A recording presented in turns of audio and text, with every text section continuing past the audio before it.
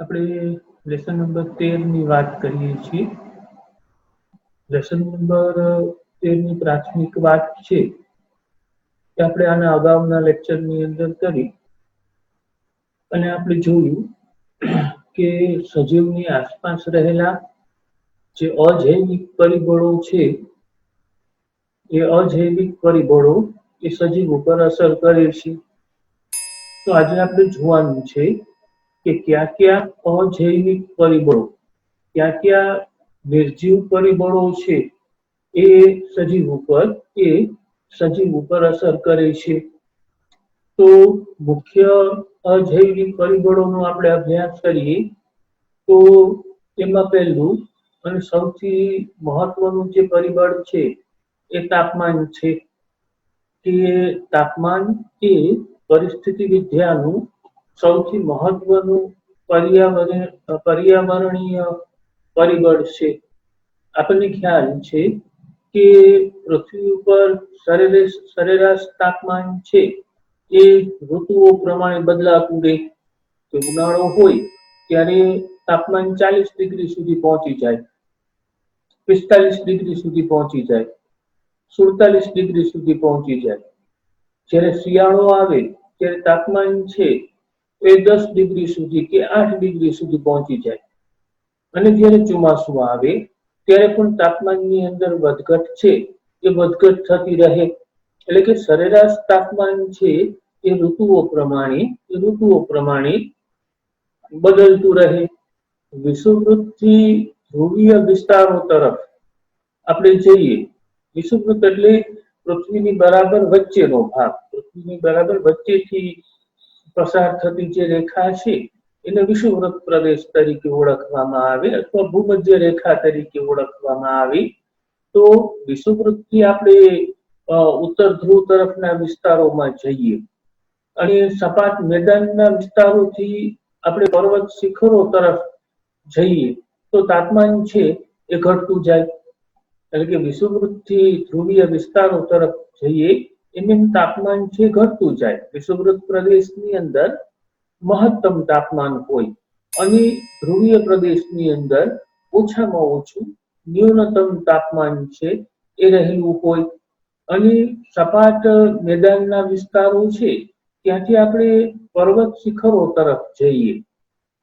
માનો કે અહીંથી આપણે જે રહીએ છીએ સપાટ મેદાનનો વિસ્તાર છે, તો અહીંથી આપણે હિમાલય તરફ જઈએ, હિમાલયના શિખરો તરફ જઈએ, તેમ તેમ તાપમાન છે એ ઘટતું જાય. તાપમાનનો વ્યાપ છે એ ધ્રુવીય વિસ્તારો એટલે કે ઉત્તર ધ્રુવ અને દક્ષિણ ધ્રુવના જે પ્રદેશ છે અને ખૂબ જ ઊંચાઈવાળા વિસ્તારોમાં શૂન્યથી નીચે હોય, સબ ઝીરો ટેમ્પરેચર જેને આપણે કહીએ, તો માઇનસની અંદર જે ટેમ્પરેચર છે તાપમાન છે એ રહેલું હોય. જ્યારે ઉષ્ણકટિબંધીય વિસ્તારોની અંદર ઉનાળામાં રણ પ્રદેશની અંદર 50 ડિગ્રી સેન્ટીગ્રેડ થી પણ વધારે તાપમાન છે એ જોવા મળે. તો પૃથ્વી ઉપર તાપમાનની વિવિધતા છે કે ક્યાંક તાપમાન છે શૂન્યથી નીચે છે, ક્યાંક તાપમાન છે એ 50 ડિગ્રીથી વધારે છે. પણ આવા જે બધા વિસ્તારો છે આવા વિસ્તારોની અંદર પણ સજીવોની હાજરી છે એ જોવા મળે છે. બરફવાળા પ્રદેશો, બરફથી આચ્છાદિત પ્રદેશ, ધ્રુવ પ્રદેશની અંદર જઈએ તો ત્યાં પણ બરફની નીચે પાણીમાં માછલીઓ છે, સીલ છે, પેંગ્વિન છે એ જીવન જીવતા હોય છે. અને રણ પ્રદેશની અંદર આપણે જોઈએ તો જ્યાં 50 ડિગ્રી સેન્ટીગ્રેડથી ઊંચું તાપમાન છે ત્યાં પણ ગરોળી અને કેટલાક કીટક વર્ગના પ્રાણીઓ છે એ જીવતા હોય છે. એટલે આપણે સમજી શકીએ કે આપણે ત્યાં જે આંબાનું વૃક્ષ થાય છે એ આંબાના વૃક્ષને આપણે કેનેડાની અંદર કે જર્મનીની અંદર ઉગાડી ન શકીએ. કેમ કે કેનેડાની અંદર અને જર્મની છે એ ઠંડા પ્રદેશો છે કે જ્યાં તાપમાન છે 0 ડિગ્રીથી 10 ડિગ્રીની વચ્ચે અથવા શૂન્યથી પણ નીચે છે એ રહેતું હોય. જ્યારે આંબો છે, વનસ્પતિ છે એ આપણા પ્રદેશની અંદર, સમશીતોષ્ણ પ્રદેશની અંદર જ્યાં ઠંડી અને ગરમી સમાન પ્રમાણમાં છે એવા પ્રદેશની અંદર થાય છે. એ જ રીતે બરફની અંદર દીપડો જોવા મળે. તો બરફની અંદર જે દીપડો જોવા મળે છે, જેને સ્નો લેપર્ડ તરીકે ઓળખવામાં આવે, જેને સ્નો લેપર્ડ તરીકે જેને સ્નો લેપર્ડ તરીકે ઓળખવામાં જેને સ્નો લેપર્ડ તરીકે ઓળખવામાં આવે, એ સ્નો લેપર્ડ તરીકે ઓળખાતો એ સ્નો લેપર્ડ તરીકે ઓળખાતો જે દીપડો છે, એ આપણને કેરલાના જંગલની અંદર જોવા મળતો નથી. તો આમ તાપમાન પ્રમાણે આપણે જુદા જુદા પ્રદેશોની અંદર જઈએ તો જુદા જુદા પ્રાણીઓ છે એ રહેલા હોય, અને આ જુદા જુદા પ્રાણીઓ એની આસપાસનું જે તાપમાન છે એ આસપાસના તાપમાન સાથે અનુકૂલિત થયેલા હોય, કે ખૂબ જ ગરમીની અંદર રહેતા જે પ્રાણીઓ છે એના શરીરનું આંતરિક બંધારણ એ પ્રકારનું હોય, એ પ્રકારનું હોય કે જેથી કરીને એની જૈવિક ક્રિયાઓ છે એ ઊંચા તાપમાને ચાલ્યા કરે. અને કેટલાક પ્રાણીઓ એવા છે કે એની જે જૈવિક ક્રિયાઓ છે એ નીચા તાપમાને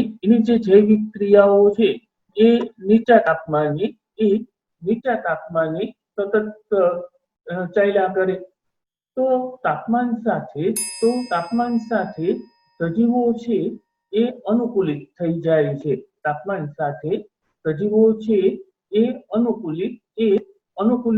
જાય છે. અને તાપમાનની સાથે સાથે પોતાની અંદર પણ એ એવા ફેરફારોને દર્શાવે છે કે જેને પરિણામે પોતાનું જીવન છે એ પોતાના જીવનને એ ટકાવી રાખે છે. તો અજૈવિક પરિબળો જે છે એ અજૈવિક પરિબળો છે એ મહત્વનો ભાગ ભજવે છે સજીવની શરીર રચનાની અંદર. અને સજીવની જે આંતરિક ક્રિયાઓ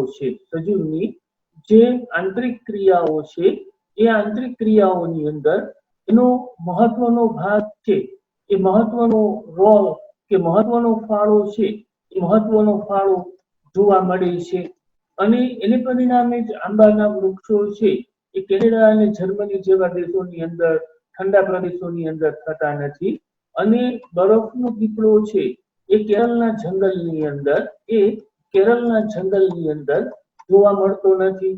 ઠંડા પ્રદેશની અંદર એક ટુના નામની માછલી થાય છે. સમુદ્રના જે ઠંડા પ્રવાહો જ્યાં વહેતા હોય, સમુદ્રમાં બે પ્રકારના પાણીના પ્રવાહો છે એ ચાલતા હોય, ગરમ પાણીના પ્રવાહો ચાલતા હોય અને ઠંડા પાણીના પ્રવાહો છે એ ચાલતા હોય. કેમ કે જ્યાં ખૂબ ઠંડી પડે છે ત્યાં સમુદ્રમાં જે પાણી આવે એ ઠંડુ આવે, એટલે ત્યાંનો સમુદ્ર છે એ ઠંડો થઈ જાય અને ત્યાં વહેતું પાણી છે એ ઠંડા પ્રવાહ તરીકે ઓળખાય. જ્યાં ખૂબ જ ગરમી પડતી હોય ત્યાં સમુદ્રનું તાપમાન છે એ ઊંચું થઈ જાય, અને સમુદ્રનું તાપમાન ઊંચું થઈ જાય એટલે વાતાવરણનું તાપમાન ઊંચું થઈ જાય એટલે સમુદ્રના પાણીનું તાપમાન છે ઊંચું થઈ જાય, અને ત્યાંથી જે પાણી વહેતું હોય એ પાણી છે એ ગરમ હોય. તો ટુના માછલી છે એ ઉષ્ણકટિબંધના અક્ષાંશોથી આગળ ભાગ્યે જ જોવા મળે. કેમ કે જો એનાથી એ આગળ જાય તો તાપમાનની અંદર બહુ મોટો ફેરફાર થાય, અને તાપમાનની અંદર બહુ મોટો ફેરફાર થાય તો એની સીધી અસર એના શરીરમાં તાપમાન સાથે અનુકૂલિત થયેલી જે દેહધાર્મિક ક્રિયાઓ છે કે જે જૈવિક ક્રિયાઓ છે એ જૈવિક ક્રિયાઓ ઉપર થાય, અને એને પરિણામે એ અંદરનું શરીરની જૈવિક ક્રિયાઓ જે તાપમાને અનુકૂલિત થયેલી છે એ તાપમાન બદલે એટલે જૈવિક ક્રિયાઓના દરની અંદર ઘટાડો થાય.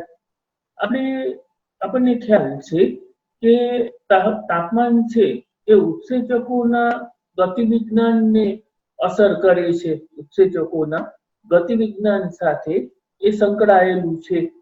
શરીરની અંદર ચાલતી જે જૈવિક ક્રિયા છે એ જૈવિક ક્રિયા એ ઉત્સેચકો દ્વારા થાય છે. શરીરની કોઈ પણ જૈવિક ક્રિયા લઈએ તો એ જૈવિક ક્રિયાનું નિયમન કરવા માટે થઈ અને એક ઉત્સેચક રહેલો હોય. હવે ઉત્સેચકો પ્રોટીનથી બનેલા છે. ઉત્સેચકો પ્રોટીનથી બનેલા છે. જ્યારે આપણા શરીરની આપણે વાત કરીએ તો જ્યારે 37 ડિગ્રી સેન્ટીગ્રેડ તાપમાન હોય ત્યારે ઉત્સેચક છે એ મહત્તમ ક્રિયાશીલ હોય. 37 ડિગ્રી સેન્ટીગ્રેડ તાપમાને ઉત્સેચક છે એ મહત્તમ ક્રિયાશીલ હોય. અને ઉત્સેચક મહત્તમ ક્રિયાશીલ હોય એટલે ઉત્સેચક જે જૈવિક ક્રિયામાં ભાગ લેતો હોય એ જૈવિક ક્રિયાનો દર છે એ પણ મહત્તમ હોય.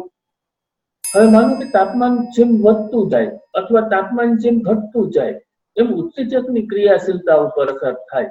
તાપમાન છે 37 ડિગ્રીથી વધી અને 40 ડિગ્રી થાય એટલે ઉત્સેચક છે ઉત્સેચક ઉપર એની અસર પડી. ઉત્સેચકનું જે પ્રોટીનનું બંધારણ છે એ પ્રોટીનના બંધારણ ઉપર એની અસર પડી અને 40 ડિગ્રીએ ઉત્સેચક છે એની ક્રિયાશીલતા ઓછી થાય. 40 ડિગ્રીએ ઉત્સેચકની ક્રિયાશીલતા ઓછી થાય એટલે જૈવિક ક્રિયાનો દર છે નીચો આવે. પાછું 45 ડિગ્રી સેન્ટીગ્રેડ તાપમાન થાય આપણે શરીરના અંદરના તાપમાનની વાત કરીએ.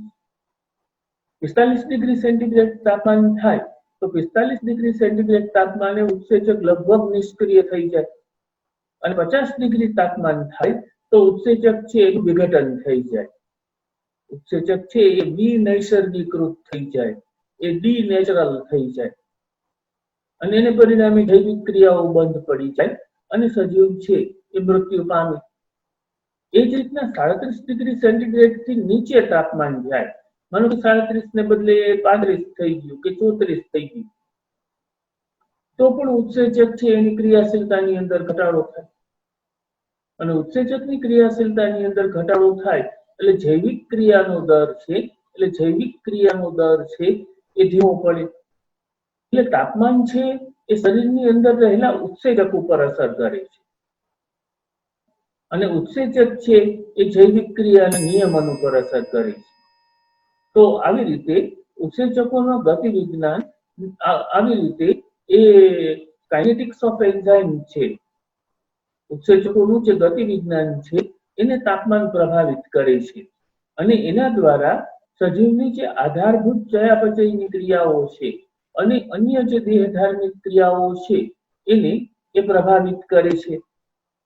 થોડાક સજીવો એવા છે કે એ તાપમાનની વ્યાપક ક્ષેત્ર મર્યાદાને સહન કરી શકે અને પોતાની વૃદ્ધિ છે એ વૃદ્ધિ પામી શકે.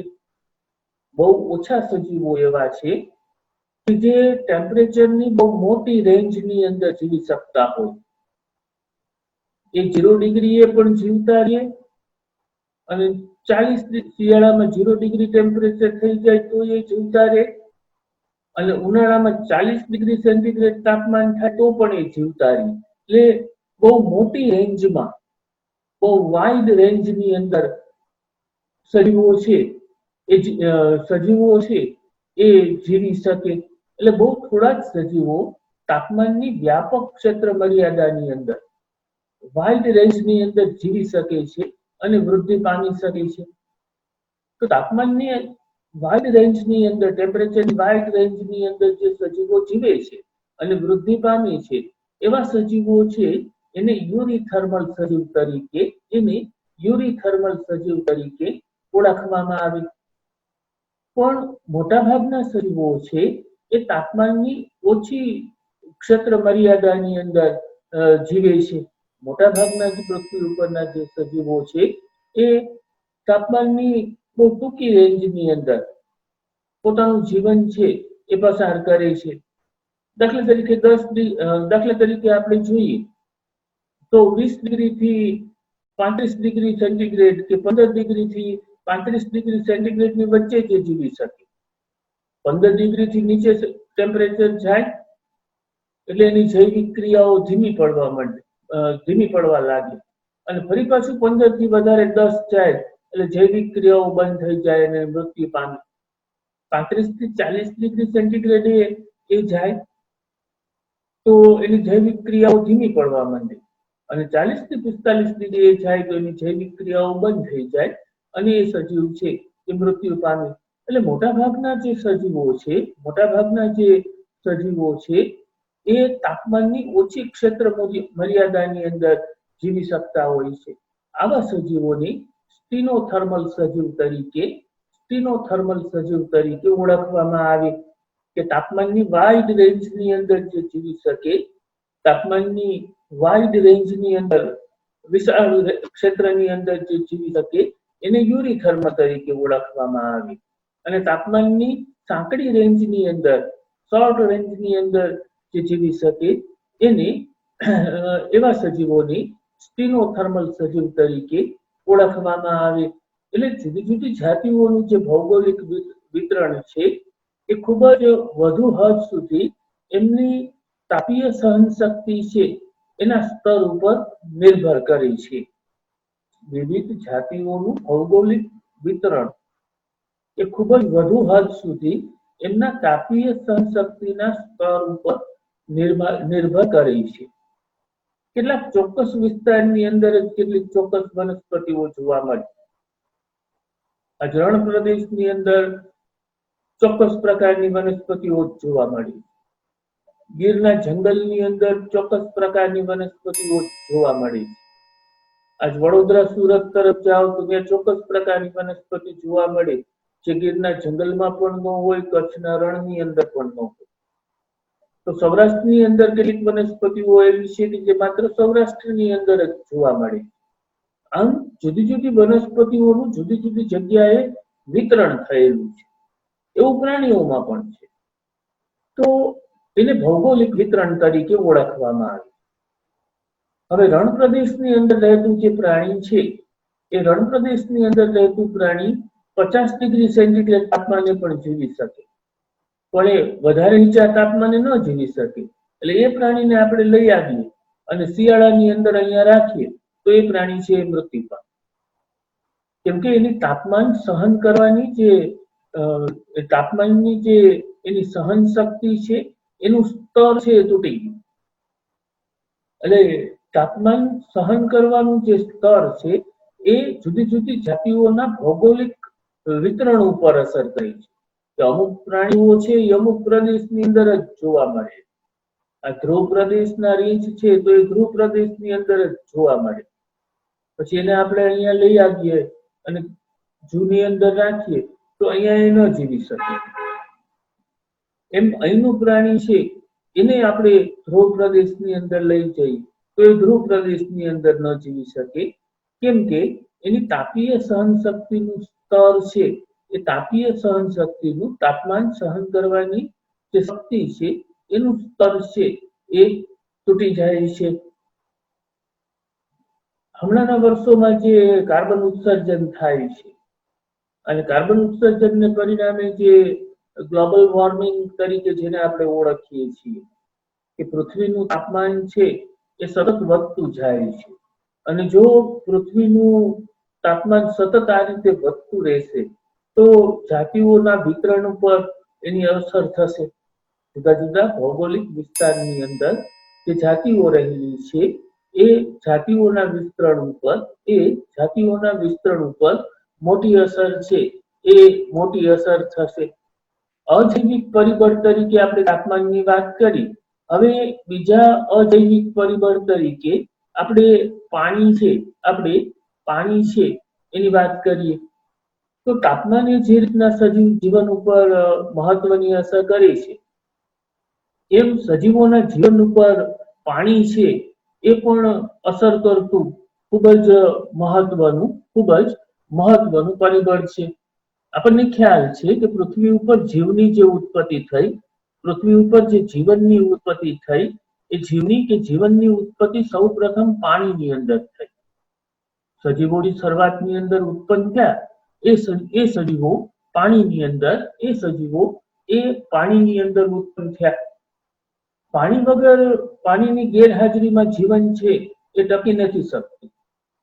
પાણીની ગેરહાજરીમાં કોઈ પણ જીવન, વનસ્પતિ જીવન, પ્રાણી જીવન કે માનવ જીવન, કોઈ પણ જીવન તમે લઈ લો તો એ પાણીની ગેરહાજરીમાં ટકી નહીં શકે. હવે રણ વિસ્તારની અંદર પાણી છે ખૂબ ઓછા પ્રમાણની અંદર રહેલું હોય, અતિ ઓછા પ્રમાણની અંદર ત્યાં પ્રાણીઓને અને વનસ્પતિઓને પાણી છે એ મળતું હોય, પણ રણ પ્રદેશની વનસ્પતિઓ અને રણ પ્રદેશના પ્રાણીઓ છે એ વિશિષ્ટ અનુકૂલનો ધરાવે છે, અને એના વિશિષ્ટ અનુકૂલનોને પરિણામે એ ટકી જાય છે, એનું ત્યાં રહેવાનું શક્ય બને છે. વનસ્પતિની જે ઉત્પાદકતા છે અને વનસ્પતિનું જે ડિસ્ટ્રીબ્યુશન છે, વિતરણ છે, એ પાણી ઉપર ખૂબ જ વધારે પડતું આધારિત હોય છે.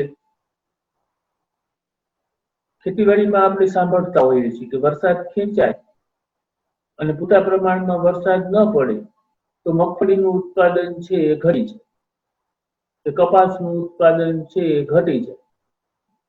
એટલે જો પૂરતા પ્રમાણમાં પાણી મળે, નિયમિત રીતે વરસાદ આવે અને પૂરતો વરસાદ આવે તો મગફળીનું ઉત્પાદન છે એ વધી જાય, કપાસનું ઉત્પાદન છે એ વધી જાય.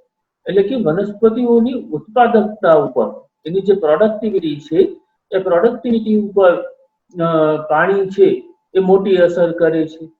અને વનસ્પતિઓનું જે વિતરણ છે, જે ભૌગોલિક વિતરણ છે, જીઓલોજીકલ ડિસ્ટ્રીબ્યુશન એનું જે છે, એના ઉપર પણ પાણીની મોટી અસર છે એ મોટી અસર થાય છે.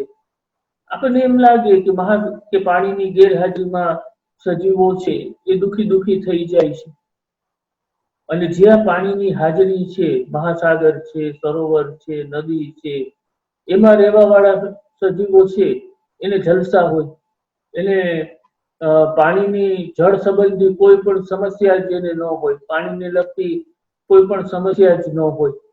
એવું નથી, પાણીમાં રહેતા સજીવોને પણ એના પ્રશ્નો હોય, અને એ પણ પાણીને લગતા પ્રશ્નો છે, એ પણ પાણીને લગતા પ્રશ્નો છે એ રહેલા હોય છે. પાણીમાં રહેતા સજીવો માટે પાણીની જે ગુણવત્તા છે એ મહત્વની બને. પાણીની ગુણવત્તા એટલે પાણીનો જે પીએચ છે એ પાણીનો પીએચ મહત્વનો બને છે. અને ક્ષારની જે સાંદ્રતા છે, પાણીમાં રહેલ ક્ષારની જે સાંદ્રતા છે, એ પણ એના જીવન ઉપર, એના શરીર ઉપર મોટી અસર કરે છે. જે ઇનલેન્ડ વોટર છે, એટલે કે તળાવની અંદર, નદીની અંદર, સરોવરોની અંદર અને ડેમની અંદર જે પાણી છે, એમાં ક્ષારોની સાંદ્રતા છે એ 5% કરતા ઓછી હોય. સમુદ્રની અંદર ક્ષારોની સાંદ્રતા છે એ 30 થી 35% હોય. અને ખારા પાણીના જે સરોવરો છે, એ ખારા પાણીના સરોવરોની અંદર તો આ જે ક્ષારોની સાંદ્રતા છે એ 100% થી વધારે હોય. તો કેટલાક સજીવો છે, આપણે જોયું કે કેટલાક સજીવો તાપમાનની મોટી રેન્જને સહન કરી શકે, અને એને આપણે યુરીથર્મલ કહેતા. એટલે કેટલાક સજીવો તાપમાનની ટૂંકી રેન્જને સહન કરી શકે, એને આપણે સ્ટીનોથર્મલ કહેતા હતા. અહીંયા પણ એ જ વસ્તુ આવી કે જે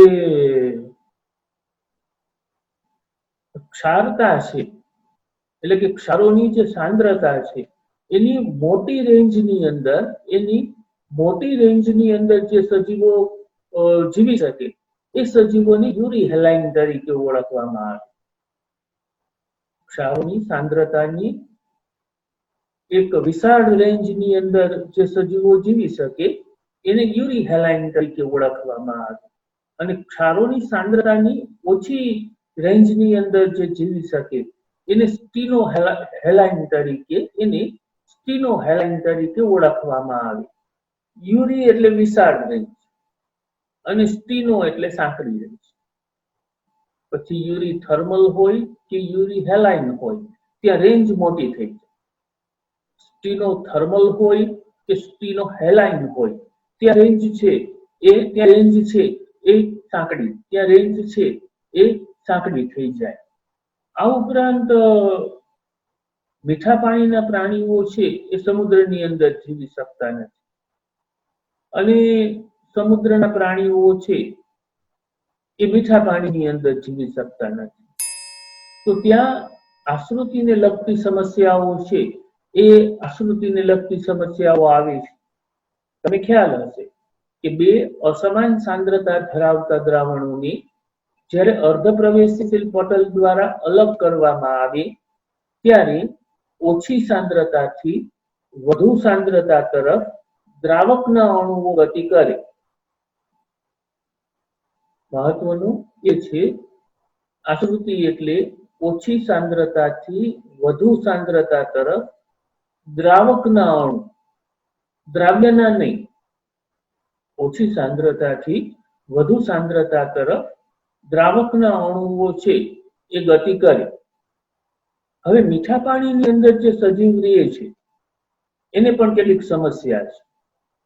એની સમસ્યા શું છે કે બહાર જે મીઠું પાણી છે એની સાંદ્રતા ઓછી છે અને એના કોષની અંદર જે કોષરસ છે એ કોષરસની સાંદ્રતા વધારે છે. કોષરસની સાંદ્રતા વધારે છે અને એની ફરતે રહેલું જે મીઠું પાણી છે એની સાંદ્રતા ઓછી છે. એટલે ત્યાં આશ્રુતિનો સિદ્ધાંત લાગુ પડે. ઓછી સાંદ્રતાથી વધુ સાંદ્રતા તરફ દ્રાવકના અણુ ગતિ કરે. એટલે બહારનું જે પાણી છે એ સતત એના શરીરની અંદર દાખલ થતું જાય. એટલે બહારથી પાણી છે સતત શરીરની અંદર પ્રવેશતું જ હોય અને એ પાણીનો નિકાલ કરવા માટેની વ્યવસ્થા પણ એના શરીરની અંદર રહેલી હોય. હવે સમુદ્રમાં રહેતા સજીવ માટે શું પરિસ્થિતિ ઊભી થાય કે બહાર સમુદ્રના પાણીની સાંદ્રતા વધારે છે અને શરીરની અંદર રહેલા જે કોષ છે એ કોષના કોષરસની સાંદ્રતા ઓછી છે. જો મીઠા પાણી કરતા આખી ઉલટી પરિસ્થિતિ આવી. મીઠા પાણીમાં શું થતું હતું, બહારની સાંદ્રતા ઓછી હતી અને અંદરની સાંદ્રતા વધારે હતી. એટલે પાણી બહારથી અંદર શરીરમાં આવતું. સમુદ્રની અંદર શું થાય કે બહારની સાંદ્રતા વધારે છે અને શરીરના કોષની સાંદ્રતા છે, કોષરસની સાંદ્રતા છે એ ઓછી છે. એટલે આશ્રુતિના સિદ્ધાંત પ્રમાણે ઓછી સાંદ્રતાથી વધુ સાંદ્રતા તરફ ગતિ થાય. એટલે કોષરસની અંદર રહેલું પાણી છે એ શરીરની બહાર નીકળી જાય. કોષરસમાં રહેલું પાણી છે એ શરીરની બહાર નીકળતું જાય. એટલે એને વધારે પ્રમાણમાં પાણી છે સતત લેવું પડે. સમુદ્રના પ્રાણીઓએ વધારે પ્રમાણમાં પાણી સતત લેવું પડે અને મીઠા પાણીના પ્રાણીઓ છે એને વધારે પ્રમાણમાં પાણીનો શરીરની બહાર નિકાલ કરવો પડે. કેમ કે બહારથી પાણી અંદર આવે છે. એટલે અંદર આવતા વધારાના પાણીને એને શરીરની બહાર મૂત્ર દ્વારા કે અન્ય વ્યવસ્થા દ્વારા કે અન્ય અંગો દ્વારા સતત છે એ બહાર કાઢતું રહેવું પડે. હવે મીઠા પાણીમાં જે સજીવ રહે છે એ સજીવને તમે ખારા પાણીમાં લઈ જાઓ તો શું પરિસ્થિતિ થશે? મીઠા પાણીની અંદર બહાર સાંદ્રતા ઓછી હતી અને અંદર સાંદ્રતા વધારે હતી. હવે એ પ્રાણીને જ્યારે સમુદ્રની અંદર મૂકવામાં આવે, મીઠા પાણીના પ્રાણીને જ્યારે સમુદ્રની અંદર મૂકવામાં આવે તો બહારની સાંદ્રતા વધી જાય અને અંદરની સાંદ્રતા ઘટી જાય. એટલે એના શરીરમાંથી પાણી છે સતત બહાર નીકળતું જાય. એના શરીરમાંથી પાણી છે એ સતત બહાર નીકળતું જાય. ડિહાઇડ્રેશન જેને આપણે કહીએ એ ડિહાઇડ્રેશન થતું જાય અને એને અટકાવવા માટે એનું શરીર અનુકૂલિત થયેલું નથી એટલે એ મૃત્યુ પામે. સમુદ્રના સજીવને જ્યારે આપણે મીઠા પાણીની અંદર લઈ જઈએ, પેલા એ પ્રાણી સમુદ્રમાં હતું ત્યારે શરીરમાંથી પાણી બહાર જતું. હવે એ પ્રાણીને તમે મીઠા પાણીની અંદર લઈ જાઓ એટલે બહારથી પાણી છે એના શરીરની અંદર દાખલ થાય. ઉલટી ક્રિયા થઈ ગઈ અને ઉલટી ક્રિયા થઈ ગઈ એટલે બહારથી પ્રવેશતું વધારાનું પાણી એના શરીરમાંથી બહાર ન નીકળી શકે. એટલે એના શરીરના કોષોમાં પાણીનો ભરાવો થાય અને પછી કોષો છે એ બ્લાસ્ટ થઈ જાય, કોષો છે એ તૂટી જાય અને પ્રાણી છે એ પ્રાણી મૃત્યુ પામે. તો પાણીમાં જીવતા જે સજીવો છે એને આવી આશ્રુતિ સંબંધિત સમસ્યાઓ છે એ આશ્રુતિ સંબંધિત સમસ્યાઓનો સામનો છે એ આશ્રુતિ સંબંધિત સમસ્યાઓનો સામનો છે એ કરવો પડે છે. આપણે અજૈવિક પરિબળોની સજીવો ઉપર શું અસર થાય છે એની વાત કરી રહ્યા છીએ. પેલા આપણે તાપમાનની વાત કરી, ત્યાર પછી આપણે પાણીની વાત કરી અને હવે આપણે પ્રકાશ છે અજૈવિક ઘટક તરીકે પ્રકાશ છે એ પ્રકાશની આપણે વાત કરીએ. આપણને ખ્યાલ છે કે વનસ્પતિ પ્રકાશ સંશ્લેષણની ક્રિયા દ્વારા ખોરાકનું નિર્માણ કરે, પણ આ પ્રકાશ સંશ્લેષણ તો જ થઈ શકે કે જો પ્રકાશ હાજર હોય. પ્રકાશની હાજરીમાં થતી પ્રક્રિયા છે. એટલે કે વનસ્પતિઓ પ્રકાશ સંશ્લેષણ દ્વારા ખોરાક ઉત્પન્ન કરે છે, પણ આ એવી પ્રક્રિયા છે કે જે પ્રકાશ ઉપલબ્ધ હોય ત્યારે જ શક્ય હોય છે. એટલે આપણે સજીવ જીવન માટે ખાસ કરીને સ્વયંપોષી સજીવો છે જે પોતાનો ખોરાક પોતાની જાતે બનાવે છે, પ્રકાશ સંશ્લેષણ દ્વારા જાતે બનાવે છે. એના માટે પ્રકાશની મહત્વતા છે, એ પ્રકાશની મહત્વતાને આપણે જાણી શકીએ છીએ. જંગલોની અંદર વૃક્ષોની સંખ્યા વધારે હોય. આપણે ખ્યાલ છે છોડ છે, પછી ક્ષુપ છે અને પછી વૃક્ષ છે. નાનું કદ હોય તો એને છોડ કહીએ, મધ્યમ કદ હોય તો એને ક્ષુપ કહીએ, અને ખૂબ મોટું કદ હોય તો આપણે એને વૃક્ષ તરીકે ઓળખીએ. હવે થાય શું કે વૃક્ષોની સંખ્યા જંગલમાં વધારે હોય, ઊંચા અને ઘટાદાર વૃક્ષોની સંખ્યા વધારે હોય, એટલે નાના છોડ અને ક્ષુપ છે એને પૂરતા પ્રમાણમાં સૂર્યપ્રકાશ ન મળે, કેમ કે વૃક્ષનો જે ફેલાવો છે, વૃક્ષનો જે ઘેરાવો છે, એને કારણે સૂર્યપ્રકાશ છે જમીન સુધી પહોંચી ન શકે. તો જાજો સૂર્યપ્રકાશ જમીન સુધી છે એ પહોંચી ન શકે. એટલે આવા જે છોડ અને ક્ષુપ છે એ ઓછા પ્રકાશવાળી પરિસ્થિતિમાં પણ પ્રકાશ સંશ્લેષણ કરી લે. એનો ઓછો પ્રકાશ એ એવી રીતે અનુકૂલિત થયેલા, છોડ અને ક્ષુપ છે એવી રીતે અનુકૂલિત થયેલા હોય કે જેથી કરીને એને ઓછો પ્રકાશ મળે તો ઓછા પ્રકાશવાળી પરિસ્થિતિમાં પણ એ પોતાનું મેક્સિમમ પ્રકાશ સંશ્લેષણ છે એ કરી શકે, કેમ કે એના માટે એ અનુકૂલિત થયેલા છે. ઘણી વનસ્પતિઓની અંદર પુષ્પના ઉદ્ભવ માટે પ્રકાશ અવધિ છે એ મહત્વની બને છે. તમને ખ્યાલ હશે કે શિયાળામાં 5:45 થાય ત્યાં અંધારું થઈ જાય, એટલે કે 10 થી 11 કલાક જ પ્રકાશ છે એ રે.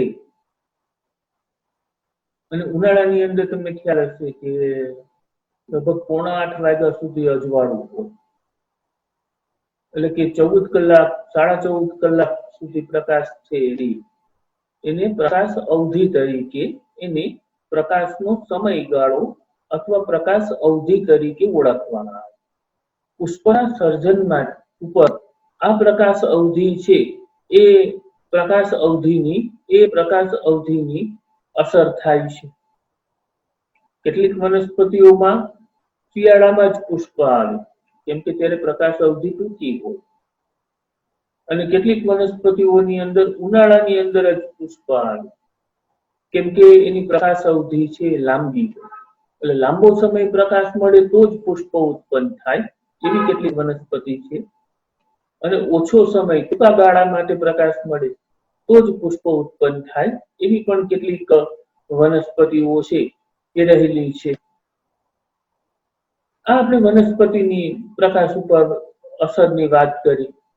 એમ પ્રાણીઓ છે એ પ્રાણીઓ ઉપર પણ પ્રકાશની જે તીવ્રતા છે અને પ્રકાશનો જે સમયગાળો છે એની અસર થાય છે.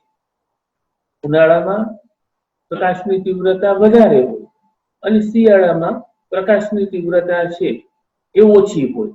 ચોમાસામાં જો વાદળછાયું વાતાવરણ હોય તો પ્રકાશની તીવ્રતા ઓછી હોય, અને આકાશ ખુલ્લું હોય, આકાશમાં બહુ વાદળો ન હોય તો પ્રકાશની તીવ્રતા છે એ વધારે રહે. આ પ્રકાશનો સમયગાળો અને પ્રકાશની તીવ્રતા છે એ દૈનિક અને મોસમી વિવિધતાઓ છે એના ઉપર અસર કરે છે. દાખલા તરીકે આહારની શોધ, એના ઉપર પ્રકાશની તીવ્રતાની અસર થાય અને પ્રકાશના સમય અવધિની શરૂઆત થાય. લાંબો સમય પ્રકાશ મળે તો પ્રાણીઓ લાંબા સમય સુધી બહાર ફરે અને પોતાનો ચારો છે, પોતાનો ખોરાક છે મેળવી, એટલે એને વધારે ખોરાક મળે. 6 વાગ્યામાં, પોણા 6 વાગ્યામાં અંધારું થઈ જાય તો પછી પ્રાણીઓને એનો ખોરાક ન મળે, કેમ કે પ્રકાશ અવધિ ઘટી ગઈ. અને પ્રકાશ અવધિ ઘટી ગઈ એટલે એને ઓછો ખોરાક છે, ઓછો ચારો છે એ એને મળે. પ્રજનન અને સ્થળાંતરિત ક્રિયાવિધિઓનો સમય નક્કી કરવા માટેના વિવિધ સંકેતો સ્વરૂપે એને ઉપયોગમાં લેવામાં આવે. આપણે માઇગ્રેટરી બર્ડ્સ છે, સ્થળાંતર કરતા પક્ષીઓ છે, એ જોઈએ છીએ કે એ સાઇબેરિયાથી છેક રશિયાની અંદર સાઇબેરિયાનો વિસ્તાર છે, ઠંડો પ્રદેશ છે, ત્યાં શિયાળાની શરૂઆત થાય એટલે ત્યાંથી ભાગે અને છેક ગુજરાતની અંદર એ આવી અને રહી. તો જેવો ત્યાં શિયાળાનો સમયની શરૂઆત થાય એટલે પ્રકાશ અવધિ છે એનો ગાળો ટૂંકો થાય, એટલે એને ખબર પડે કે પ્રકાશ અવધિ ઘટી છે, એટલે ત્યાંથી એ પોતાનું સ્થળાંતર છે એ ચાલુ કરે અને ગુજરાતની અંદર આવી જાય.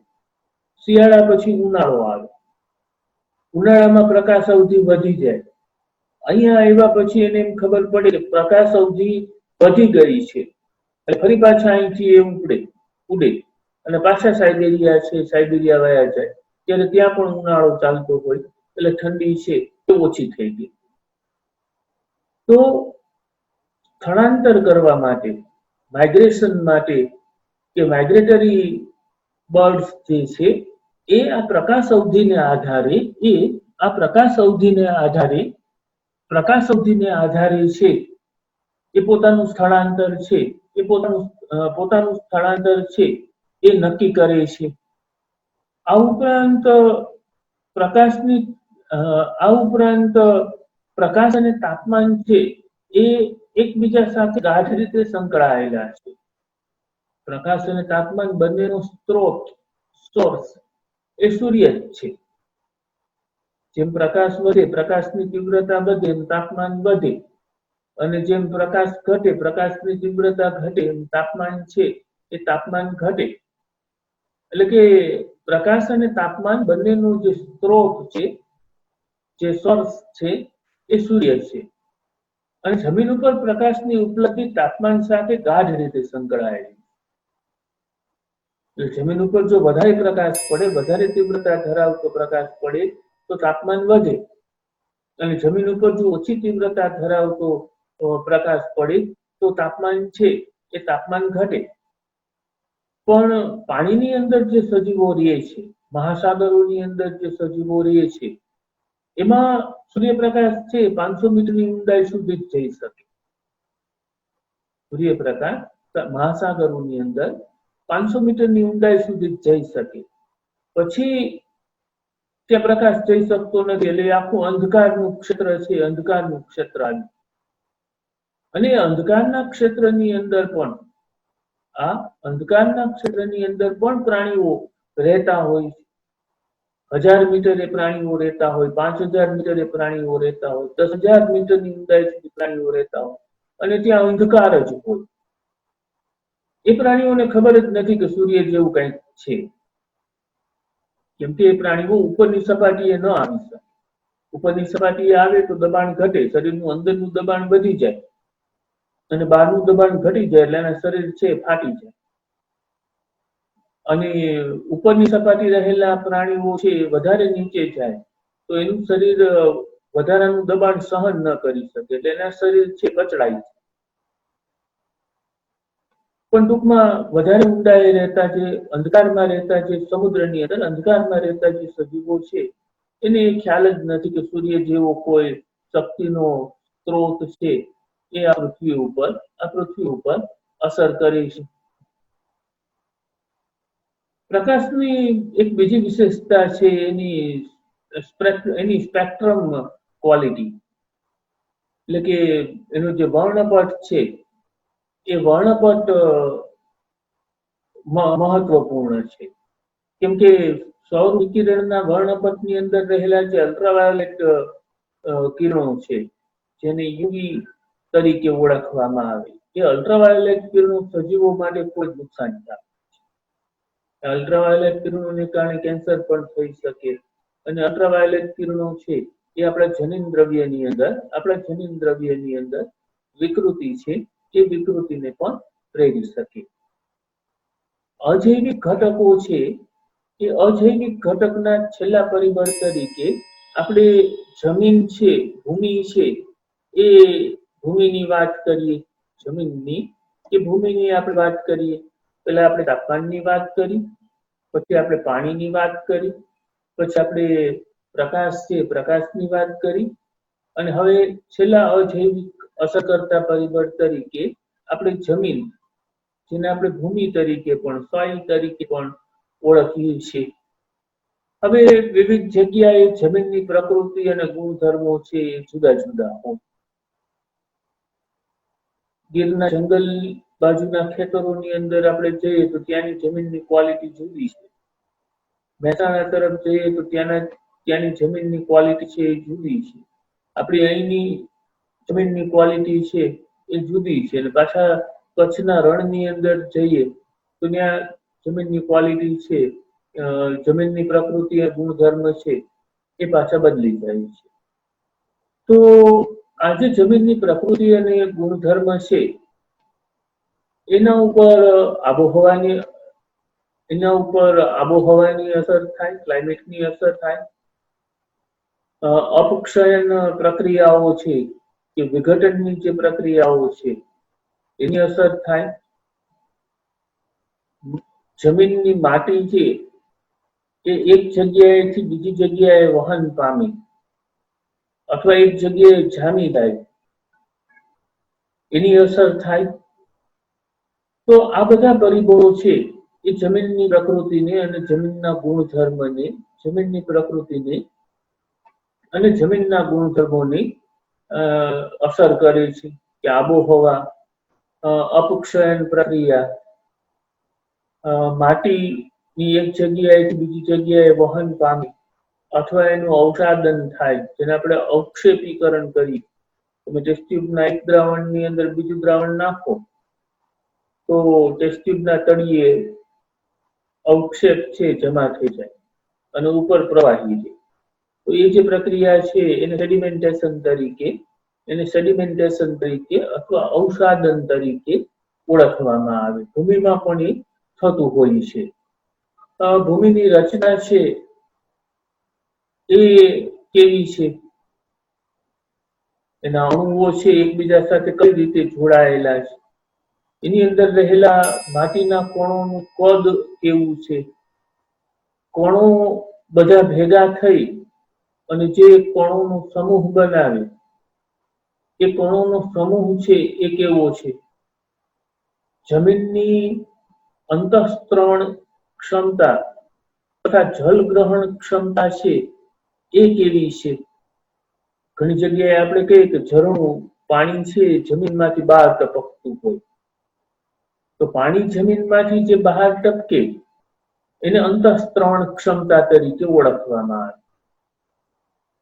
અને જમીનની અંદર પાણીનો સંગ્રહ થયેલો હોય તો એને જલ ગ્રહણ ક્ષમતા તરીકે ઓળખવામાં આવે.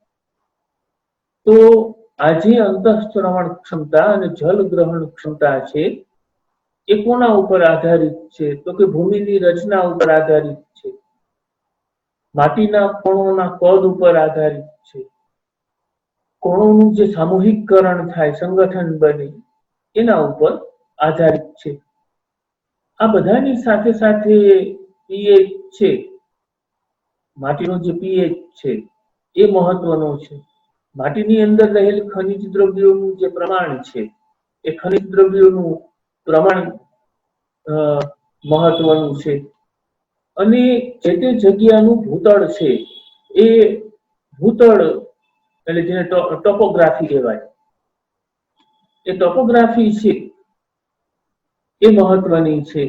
અને એ વનસ્પતિ સમાજ કેટલી હદ સુધી વિસ્તાર પામી શકશે એને એ નક્કી કરે છે કે પીએચ, ખનિજોનો પ્રકાર અને ભૂતળ.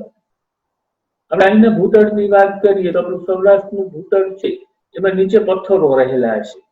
તમે 5 કે 6 કે 7 ફૂટ મેક્સિમમ ખોદો એટલે નીચે પથ્થર આવી જાય. તમે અમદાવાદ, સુરત, વડોદરા તરફ જાઓ, તમે 100 ફૂટ સુધી ખોદો તો ક્યાંય પથ્થર આવે જ નહીં. માટી ને રેતી છે એ જ નીકળ્યા કરે. તો એને ભૂતળ કહેવાય.